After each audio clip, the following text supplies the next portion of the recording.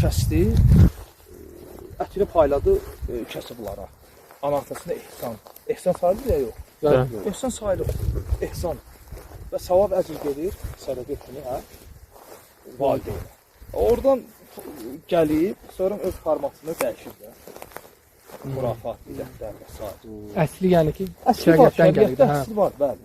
Şəriətdə əsli var, lakin burada da nə qayda var? Bu önəmlidir ya. Bu diqqətlə dinləyin. Deməli, bir şeyin şəriətdə əslinin olması kifayətləmir. Əslinin olması kifayətləmir. Biz bunu dərslərdə həmişə demişik, bidətin növlərindən. Əl-bid'a haqiqiyyə, əl-bid'a izafiyyə. Əl-bid'a haqiqiyyə nədir? Həqiqi bidət o şeydir ki, onun əsli astarı yoxdur. Aydındır. Bundan çox adam çəkilə bilir.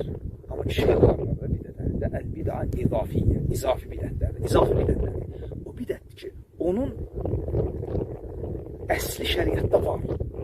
Amma ya ola bilsin cinsində, ya zamanında, ya keyfiyyətində, ya kəmiyyətində, məkanında, formasında, şəklində şəriət müxalifdir.